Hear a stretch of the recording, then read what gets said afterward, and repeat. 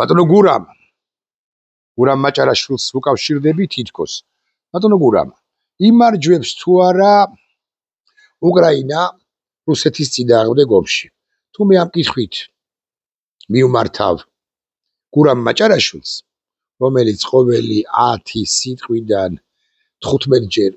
კაცების გათხოვებაზე საუბრობს, გურამ მაჭარაშვილი უარყოფით პასუხს გაგცემს. ირაკლი ზარქუას მის კოლეგასაც რომ მივმართოთ,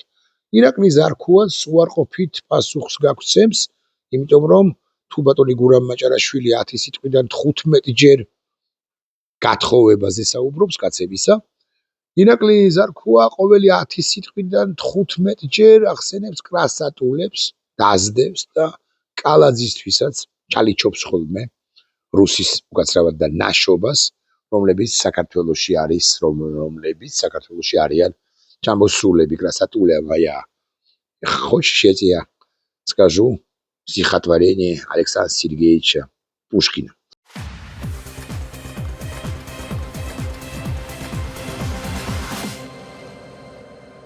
გადაცემის პარტნიორია Coca-Cola. პუშკინი არ ვიცი რამდენად კარგად იცის ირაკლი ზარქუა, მაგრამ პოლიტიკის გაგნებაში რო არის ეს ფაქტი. არა თუ ზარქუას ან მაჭარაშვილს მათზე სერიოზულებს, რაც კი პაპუაშვილს, არა უკაცრავად ავიწყოთ ასე, წულუკიანს, ვოლსკის, პაპუაშვილს, კალაძეს, დინარაძეს, კობახიძეს და თვითბიძინა ივანიშვილსაც რომ გკითხო, იმარჯვებს თუ არა ბატონო ბიძინა უკრაინა რუსეთის წინააღმდეგ ომში, ეს უკანასკნელიც სუბიექტურ პასუხს გაგცემს, არა იმარჯვებსო, ვერ იმარჯვებსო, ვება და ვებერთელა სახელმწიფოა რუსეთი, რომელსაც ერთი არეშნიკი აქვს თუ მეტი არეშნიკი აქვს, ერთი სარმატი აქვს თუ მეტი სარმატი აქვს და კიდევ ღმერთმა უწყის რამდენი ბირთვული ბომბი აქვს და რომელიღაც ეტაპზე ჩამოაგდებს ამ ბირთვულ ბომბს და ამის შედეგად ყველაფერი დასრულდება, ოღონდ სარმატიცა და არეშნიკის რუსეთმა არაერთხელ გამოიყენა და კი დააზარალა, დააზიანა უკრაინა როგორც სახელმწიფო მსხვერპლის მოხვა სარმატის თუ არეშნიკის გამოყენებას, აგრეთვე ბალისტიკური იარაღის გამოყენებას, აგრეთვე სარაკეტო იერიშებს არავინ კამათობს, არავინ უარყოფს ამას, მაგრამ საბოლოო ჯამში რისთვისაც ეს ყველაფერი გამოიყენა, რისთვისაც ამ გზას მიმართა, რუსეთს მიზნეებისთვის არ მიუღწევია, ვერ მიაღწია, რა იყო საფუძველი და საფუძველთა საფუძველი უკრაინაზე ესოდენ სერიოზული იარაღის გამოყენებისა და უკრაინელების გატეხვა და გამოვიდა კი პირიქით. რაც უფრო მეტს ისვრის რუსეთი, მით უფრო შემართულნი არიან არა მხოლოდ შეიარაღებული ძალების წარმომადგენლები უკრაინის არაჩვეულებრივი შეიარაღებული ძალებიდან, უკრაინის სახელმწიფოს შეიარაღებული ძალები, არამედ რიგითი მოქალაქეებიც, რომლებიც ამბობენ და ეს ძალიან მნიშვნელოვანი სიტყვაა შეიმოსაზრებით, რომლებიც ამბობენ, რომ შეეზიზღა თბილისის და სამუდამოდაც კი სახელმწიფო რუსეთი, გავბედავდა ვიტყვი, ხალხიანა, რომელიც რუსეთის ამ ხელისუფლებას, ამგვარ სასტიკ ხელისუფლებას სულაც არ ამტყუნებს და პირიქით აგულიანებს კიდეც გარკვეულ შემთხვევებში. 2026 წელი თუ გულახდილები ვიქნებით, რუსეთისთვის მეტის მეტად მძიმეა. თუ 2025-ში, 24-ში, მით უფრო 23-ში და 22-ში რუსეთი გარკვეულ წარმატებებს აღწევდა და აქ-იქ წინ მიიწევდა და უკრაინის ტერიტორიის ნაწილს იპყრობდა და იპყრობდა, მერე კი კარგავდა, მაგრამ წინსვლა მაინც რუსეთის შეიარაღებულ ძალებს ჰქონდათ გასულ წლებში, 26 წელი მათთვის კატასტროფულია, დღე არ გავა, რომ მათ პატარა სოფელი ან შედარებით დიდი დასახლებული პუნქტი არ დაკარგონ, კი მანამდე აფრიალებული აქვთ, აქ იკითხავთ რუსული დროშა და გადაღებული აქვთ ვიდეო კადრები, რომელიც გადაგზავნილია ჯერ ფსბ-ში, მერე კრემლში და მერე მოხვედრილია პუტინთან იმავე კრემლში ან ვალდაიში, სადაც ეს უკანასკნელი იმალება, მაგრამ უმრავლეს შემთხვევაში იმალება ეს ქაღალდის ფეხვიკაცი, მაგრამ იმ დროისთვის, როდესაც პუტინი საკუთარ აიფონი ექნება, მასაც კობახიძის არ იყოს, ნახულობს საკუთარ აიფონში კადრებს როგორ აფრიალდა რუსული დროშა აბათუებს სოფელში, იმ დროისთვის ის სოფელი რუსებს უკვე დაკარგული აქვთ. მე არ მინდა ვთქვა, რომ პუტინი ინფორმაციულ ვაკუუმშია, მაგრამ იმის თქმა კი მინდა, რომ ინფორმაციულ ვაკუუმში არ არის რა, პუტინი ჩემი ინფორმაციით კი არა, ჩემი ანალიზით გვარიერად დამფრთხალია ყოველ შემთხვევაში. გაზეთმა სანმა და მე ამაზე ვილაპარაკე თუ არ ვწდები rilsში და შესაძლოა ვიდეო ბლოგში. გაზეთმა სანმა იცით თქვენ გამოაქვეყნა ერთი ფრიად საყურადღებო სტატია, რომლის მიხედვითაც ხსენებულ ვალდაისში, რომელიც თავის მხრივ მოსკოვიდან 160 მილით არის დაშორებული, პუტინი გადაბარგდა ვინც ის და სამუდამოდ და საბოლოოდ ქალიშვილებსაც სხვადასხვა მეუღლეებიდან ჰყავს მას ქალიშვილები და აგრეთვე ბიჭებსაც, ბიჭები ყავს ხო თუ არ ვწდები და არ ვწდები, უბრძანა მოსთხოვა, რომ ისინიც მასთან ერთად ყოფილიყვნენ ხსენებულ ვალდაისში, რომელიც განსაკუთრებულად დაცულია თუ აქამდე 7 დაცვის ზოლი, სწორია ალბათ, ხო? ჰქონდა, ახლა 20-ით გაზარდა პუტინმა დაცვის ზოლები, ფარები, მოდი უფრო ზუსტი რო ვიყო, ალბათ უფრო ზუსტი შესატყვის სიტყვა და 27 ფარი იცავს მას მის რეზიდენციას, მის ბუნკერებს ხსენებულ ვალდაისში. ისი ეშინია პუტინს, მას ეშინია არა მხოლოდ იმისა, რომ მოფრინდებიან უკრაინელები, რომლებიც გაბატონდნენ, მათ შორის რუსეთის წაზე, ეს ხომ გასაგებია, არამედ ეშინია, ასევე ეშინია რუსი ოლიგარქებისა, რომლებიც სულ უფრო ხშირად ან თამამად გამოთქვავენ ამგვარ მოსაზრებას, რომ რატომ დიომით. თუ 1.5 მილიონამდე ადამიანი უნდა დაგვეკარგა და ეს არის პირველი ომი, როცა დაღუპულების რაოდენობა აჭარბებს დაჭრილების რაოდენობას, პირველი მსოფლიო ომისაგან განსხვავებით, მეორე მსოფლიო ომისაგან განსხვავებით, სხვა ლოკალური ან შედარებით მასშტაბური ომებისაგან განსხვავებით, აქ ეს ფიქსირდება ამ ომში და ეს მეტად უცნაური და მეტად სიმპტომატური და მეტად საინტერესო ინფორმაცია. რუსი ოლიგარქები და არა მხოლოდ ოლიგარქები კითხულობენ, კი მაგრამ რატომ ვიომეთ თუ ჩვენ იმ დასახულ ამოცანებს ვერ მივახცევდით, რომლებიც ჯერ კიდევ 2022 წლის თებერვლამდე და განსაკუთრებით თებერვლის 24-დან განისაზღვრა. ჩვენ ხომ უნდა გაგვეთვალა, რომ უკრაინელები თავადაც გაგვიწევდნენ წინააღმდეგობას და ხომ უნდა გაგვეთვალა, რომ მთელი ნატო თუ მთელი დასავლეთი ამ პროცესში ჩაებმებოდა და შესაბამისად მათთან ჩვენ ვერანაირ წარმატებას ვერ მივახცევდით. წარმატი ისროლე სთხოვენ თუ ატომური ბომბი ისროლე, ამასაც სთხოვენ პუტინს, მაგრამ შესანიშნავად იციან, რომ სიმეტრიული ან ასიმეტრიული პასუხი უკვე შემდგომ აუცილებლად დახვდებათ, აუცილებლად მიიღებენ იმ შემთხვევაში თუ ხსენებულ ბომბს ისვრიან და ის ჩინეთიც კი, რომელიც ახლა თითქოს და ან ერთგვარად რუსეთის მხარდამჭერია, რეალურად თავისი პოლიტიკით არის დაკავებული, ასუსტებს რუსეთს, შემოსწრება გვარიერად ამ ვეება სახელმწიფოს, სულაც არ იქნება რუსეთის მხარდამჭერი იმ შემთხვევაში, თუ პუტინი მაინც მიიღებს, წითელი იქნება ის ღილაკი, წითელ ღილაკზე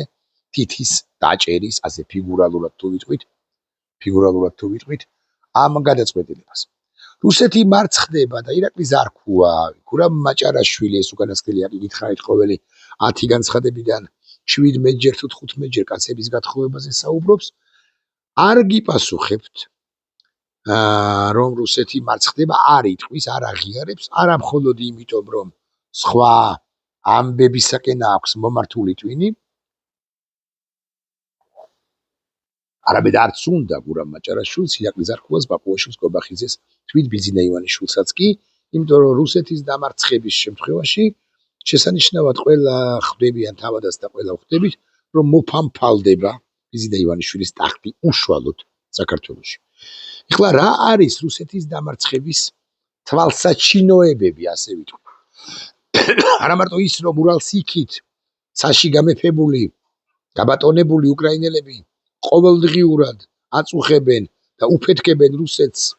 სტრატეგიულ ობიექტებს, ნავთობ გადამამუშავებელ ქარხნებს, ნავთობ ქარხნებს, ქიმიურ ქარხნებს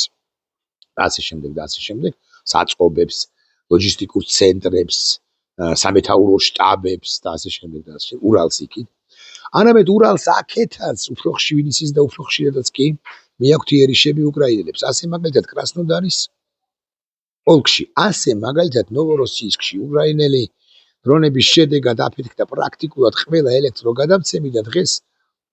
ნოვოროსიისკში, სადაც უზარმაზარი პორტი აქვს, რუსეთის მასშტაბით უზარმაზარი პორტი აქვს, რუსებს ისი თქვენ, რომელიც მოცემულობაზე პრაქტიკულად გაჩერებულ გაყინულია, გაუბედურებული და ჩაჟანგებულია. და მე ნახე კადრები, როდესაც ერთი ნოვოროსიისკელი ახალგაზრდა ყვირის თუ წივის, რომ ინტერნეტი ჩვენ არა გვაქვსო, წყალი ჩვენ არა გვაქვსო, ელექტროენერგია ჩვენ არა გვაქვსო. ასე ცხოვრებას კი ვეჩვევით, მაგრამ როდემდე უნდა გაგრძელდეს ეს ყველაფერი? ეს მზარდი უკმაყოფილება რუსეთის საზოგადოებაში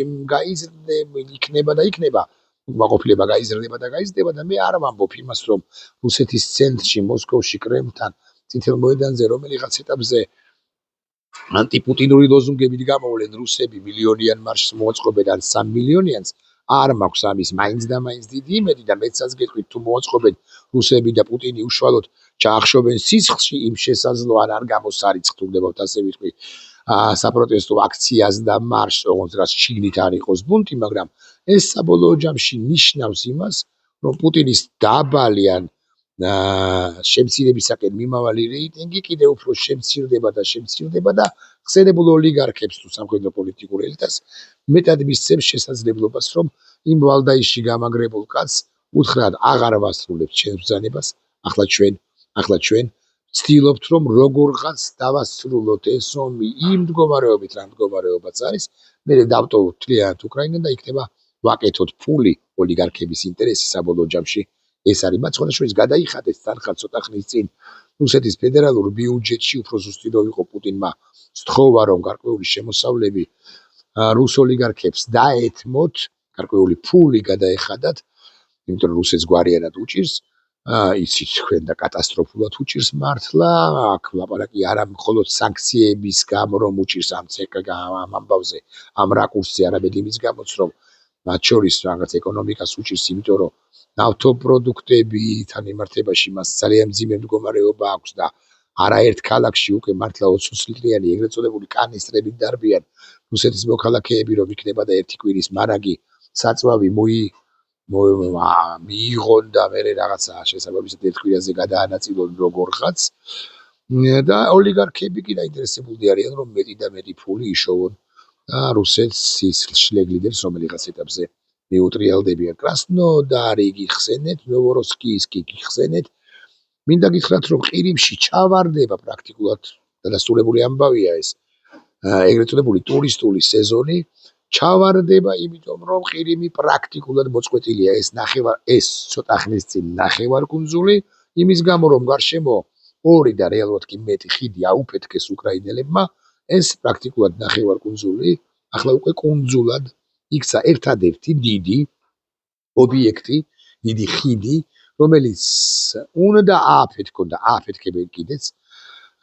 უკრაინელებმა, ააფეთქებენ უკრაინელები. ეს არის ეგრეთ წოდებული ქერჩის ხიდი, რომელიც ხსენებულ ნახევარკუნძულს უკვე რუსეთის ისტორიულ ბრჭყალებში, ისიც ისტორიულია თუ არა, ესეც საკითხავია, მოკლედ დე იურე რუსეთის ტერიტორიასთან აკავშირებს. ამ ხიდის აფეთქების მცდელობა იყო, იცით თქვენ, არ მინდა შემეშალოს და 3 ჯერ გასულ წლებში, 1-2 ჯერ უკრაინელებმა გვარიანადაც დააზარალეს და აზიანეს. იცით თქვენ, რომ მთელი აზოვის ზღვის პერიმეტრზე რუსებმა გადაჭიმეს სარკინიგზო ერთი დიდი მონაკვეთი, ანუ მარიუპოლზე, ესე დავიწყოთ თუ გდებავთ უფრო ქვემოდან, მთელი ლუგანსკი დონე, ნაწილი ლუგანსკი დონეცკის ოლქებისა, მერე უკვე მარიუპოლი, მელიტოპოლისკენ და მერე უკვე ყირიმისაკენ, რაც ერთიანი ლოჯისტიკური მათ შორის მომარაგებისთვის აუცილებელი ხაზი იყო, მაგრამ ახლა მას შემდეგ რაც გარკვეული ალბათობით ჩაიჭრება ეს ფრონტის ხაზი დაახლოებით მარიუპოლი, მელიტოპოლის მიმართულებით და მოსწყდება დასავლეთის ფრონტი აღმოსავლეთ ფრონტს, ამის შედეგად რუსების გადანადგურება განსაკუთრებით ყირიმის მიმართულებით პრაქტიკულად იოლის საქმე, ანუ შეუძლებელი აღარ იქნება და რუსების წინააღმდეგ ქერჩის ხიდის მიმართულებით უკრაინელები მიიტანენ უკვე შემდგომ იერიშებს. რუსეთის შეჭირვების მაგალითია თვალსაჩინოება ის, რომ არც თუ დიდი ხნის წინ პეტერბურგის ეკონომიკური ფორუმი რომ იმართებოდა, იქიდან 7-8 კილომეტრში აფეთქდა უზარმაზარი ნავთობ ტერმინალები. რუსეთის პრეზიდენტი პუტინი მეორე დღეს ვალდაიდან, ან მისი ორეული, მეორე დღიდან ვალდაიდან ჩავიდა პეტერბურგში და იქ მჭექარე სიტყვები კი წარმოთქვა იმასთან დაკავშირებით, რომ რუსეთი რასაკვირველია ამ ომში იმარჯვებს და სჯობს, რომ უკრაინელებმა ეს ყველაფერი აღიარონ, მაგრამ საბოლოო ჯამში იქ დამსწრე აუდიტორიის მნიშვნელოვან ნაწილს ეს განცდა სულაც არ ჰგონია. ეს ჩვენთვის ძალიან მნიშვნელოვანი ამბავია და კარგად უნდა გავიგოთ, რომ ჩვენში ვითარება გარკვეულ წილადზე მეტად შეიცვლება მას შემდეგ, როდესაც რუსეთის ხელისუფლება როგორღაც აღიარეს, შეეგუება იმას, რომ ომში გამარჯვებული რუსეთი ვერ იქნება. იქნება თუ არა ეს პუტინი, ალბათ მაინც არა, იმიტომ რომ ამ სახის შენარჩუნებას როგორც ასეც ძალიან დიდი მნიშვნელობა აქვს და ვერც პუტინი და ვერც მისი რომელიმე იღლის ქვეშ მოქცეული პოლიტიკური და სამხედრო ხელმძღვანელობის წარმომადგენელი ვერასოდეს აღიარებს, რომ რუსეთი დამარცხდა. აქედან გამომდინარე, ჩვენ მაინც უნდა დაველოდოთ პოსტპუტინისტურ ეპოქას, ოღონდ არ უნდა მივიჩნიოთ, რომ ეს პოსტპუტინისტური პერიოდი ეპოქა დგება მაინც და მაინც 2036 წლის შემდეგ. არა თუ 36 წლამდე, არამედ 30 წლამდეც კი ვერ მიატანს პუტინი ჩემი ღმერთმენით საერთოდაც მგონია, რომ პუტინი 27-ში, ბიზნე ივანიშვილის 27-ში და პუტინის 27-ში დამთავრდება. რატომ მგონია ეს და უსაშველო რუსეთი ძლიერი სახელმწიფო იყო რეგიონული მასშტაბით, თუნდაც ასე ვიტყვი, მაგრამ უსაშველოდ ეს ომი უბრალოდ ვერ გაგრძელდება, ხოლო უკრაინელებს აქვთ რაც მთავარია შემართება და მეორე ასე ვიტყვი, აურაცხელი, ცოტა ხმამაღლა ნათქვამი კი არის, მაგრამ აურაცხელი რაოდენობით იარაღი, აურაცხელი რაოდენობით თავდაცვის შესაძლებლობები, აკაიქ უჭირდგან არა, პატრიოტებთან იმართებაში უჭირდათ ცოტა ხნის წინ და ახლაც უჭირთ, მაგრამ ისინი მიიღებენ თავდაცვის ამ შესაძლებლობას. უკრაინელებს აქვთ მაღალ ტექნოლოგიური სასჭიროება ამეფებს და აბატონებს მათ ის დრონები, მათ შორის ხელოვნური ინტელექტის მიერ მართულები და ამის შედეგად უკრაინა წინ და წინ იწევს. რუსეთის დამარცხების ერთ-ერთი თვალსაჩინოება ახსენებული პეტერბურგი მოსკოვის გარშემოცნომ ფეთქდება. იზმაილოვოში აფეთქდა, თლად მოსკოვის გარშემოც არ გამოდის ეს. კონკრეტულად მოსკოვის არა ცენტრი, მაგრამ მნიშვნელოვანი რეგიონია. იზმაილოვოში რო აფეთქდა, აქ ობიექტები პეტერბურგი გითხარით, რიაზანზე, ბელგოროდზე, კურსკზე, ხსენებულ ყირიმთან მიმართებაში, ნოვოროსიისკზე, კრასნოდარის ოლქსზე და ასე შემდეგ აღარაფერს ვიტყვის. რა შეიძლება ის რომ ტურისტული სეზონი ჩაუვარდებათ რუსებს არა მხოლოდ ყირიმში, არამედ გარკვეულზე მაღალი ალბათობით ასე მაგალითად სოჩაში, ეს ჩვენთვის ფრიად საინტერესო ან საყურადღებო უნდა იყოს. შესაბამისად მოაწყდებიან რუსები შავი ზღვის სანაპიროს იმ ზოლს, რომელსაც საქართველო აკონტროლებს, გულისხმობ აჭარის რეგიონს პირველ ყოვლისა და ეს თლაც სასიამოვნო სანახავი არ არის მეთქი ივლისის დასაწყისში მე ვიქნები აჭარის რეგიონში, ცხადია რუსებს არ დაველაპარაკები, მაგრამ უფრო ესეთ ტევადად და მსუყედ აღგიწერთ იმას რა ხდება, როგორ გარუსულ და გარუსეთულ და აჭარის რეგიონი ბიზნე ივანიშვილის ამ პოლიტიკის, ამ უკონტროლობის პოლიტიკის გამოისობით და წყალობით. ეს არის ერთი ამბავი, რაზეც მინდოდა გამემახვილებინა ყურადღება, მაგრამ მეორე ამბავი არანაკლებ საინტერესოა ბევრი თქვენგანი მისაყვედურებს. ახლა აი პირველი 18-19 წუთის შემდეგ რატომ ერთხელ მაინც არ ახსენე ყირიმის პეჩორის ლავრა, რომელზეც აგე გუშინ მიიტანა იერიში გავეშებულმა რუსეთმა და რაღაცი მიიტანა და აფეთქა ამ ლავრის ნაწილი დააზიანა, უფრო ზუსტი რომ ვიყო, ეს ხომ ნათელი თვალსაჩინოება, რომ რუსეთს არათუ უჭირს, არამედ პირიქით უულხინსო და მე გეტყვით, რომ ეს ტყუილი. კერძოდ ვიტყვი იმას, რომ სწორედაც მისი სისუსტის მაჩვენებელია, რუსეთის სისუსტის მაჩვენებელია,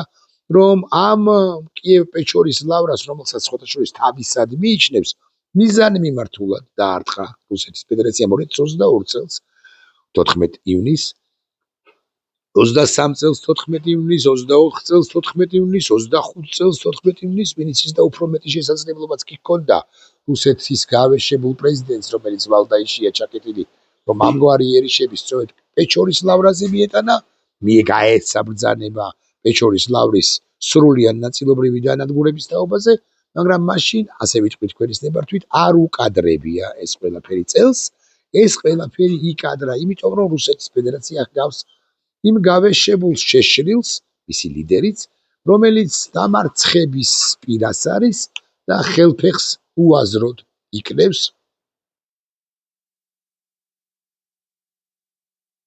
და ცდილობს მოლაპარაკებებისაკენ კი არ მიხავს მაინც და მაინც, მაგრამ თუ მოლაპარაკებები გარდაუვალი იქნება, უკეთესი სასტარტო პირობები შეიქმნას იმ პერიოდისთვის. ეხლა ისმის კითხვა, იქნება თუ არა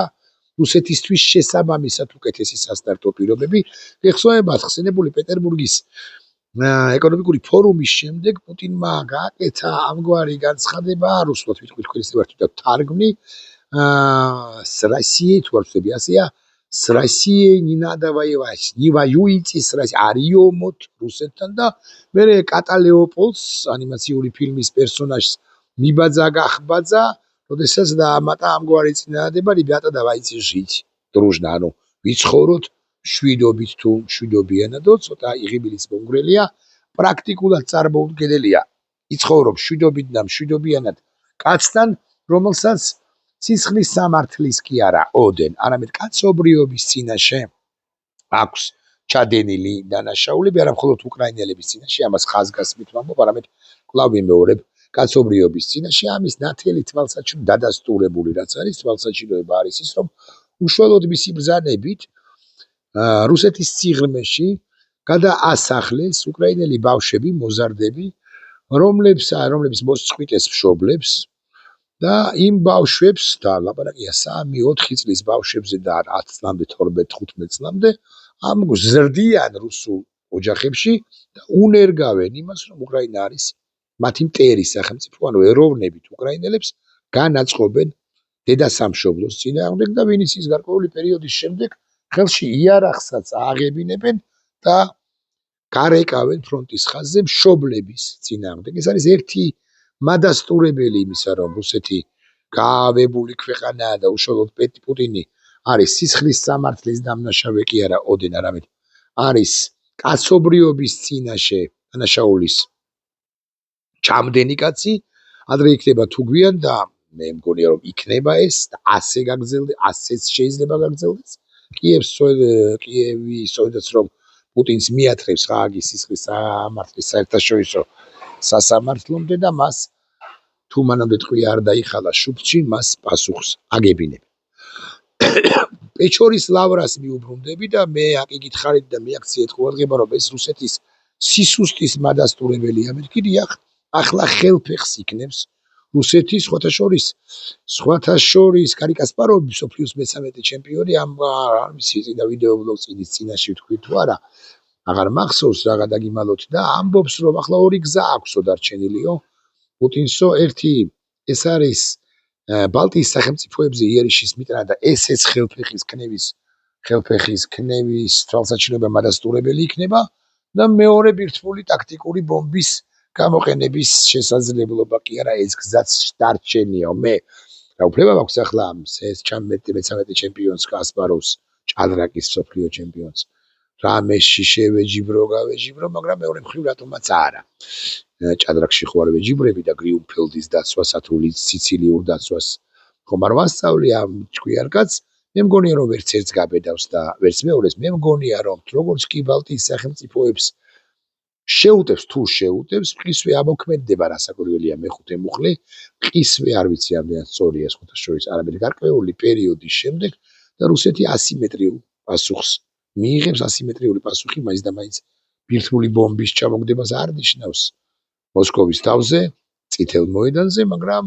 უშუალოდ მოსკოვის პოლიტიკური ხელმძღვანელობაც ამ გადაწყვეტილების მიმღებების რომ იქნებიან სამიზნეები, ამის პირობას კი ვიძლები.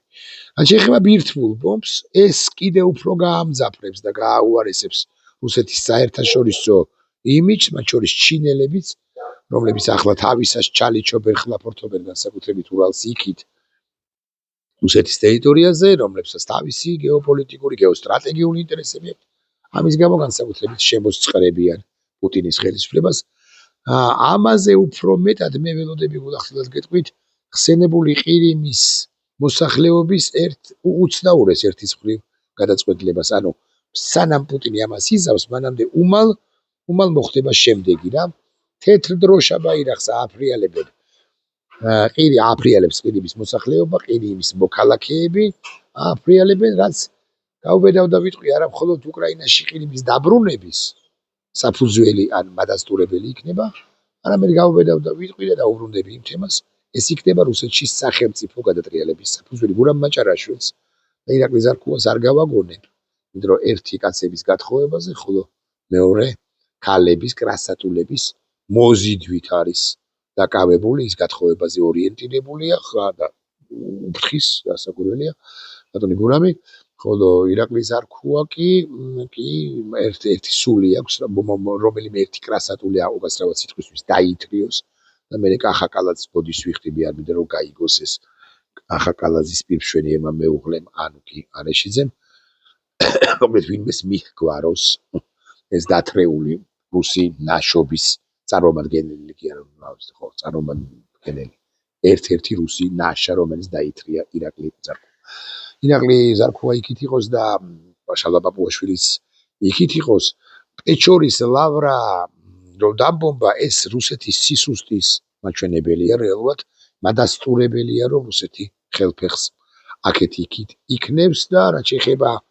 პუტინს, პუტინი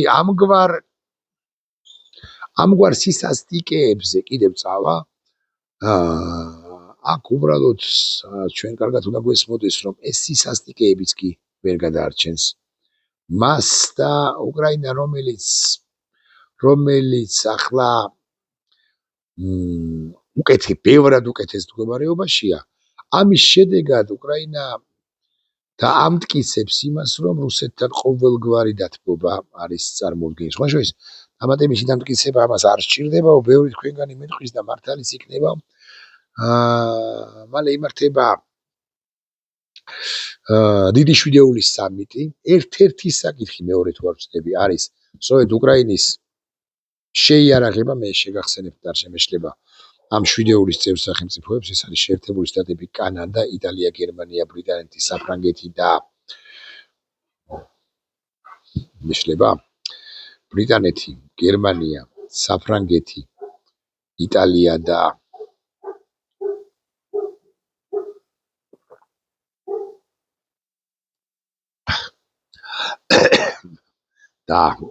კანადა და ამერიკის შეერთებული შტატები დავსერჩო მე-7 ქვეყანა G7 countries, ხო? როდიში როგორც შეიძლება G7 Canada list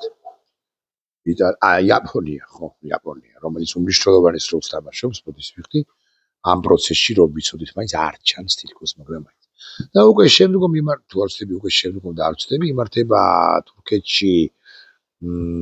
თურქეთში იმართება ნატოს სამიტი და მძლავრი სხვა სახელმწიფოებიც, მათ შორის თურქეთი პირველ იყო ნატოს წევრი სახელმწიფოები, იმსჯელებენ რუსეთის გაჩერების გარდაუვალ აუცილებლობას. ეხლა პირველ სიტყვას თუ დაუბრუნდეს, ჯერა ამ ყველაფერს ბიზნე ივანიშვილს არ ვიცი. უნდა ბიზნე ივანიშვილს უკრაინის გამარჯვება არ უნდა. იმიტომ რომ როგორც კი უკრაინა იმარჯვებს, ეს ავტომატურად აისახება საქართველოსაც.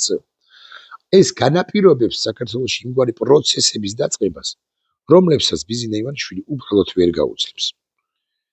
ნებისმიერ დემოკრატიულ, ჰორიზონტალურ, კონკურენტულ, ადამიანურ სასტარტო პირობებს ბიზნე ივანიშვილი ვერ გაუძლებს. და ეს ახლოვდება. ესეც ხომ ვიცით და ესეც ხომ ფაქტია. ნახვამდის.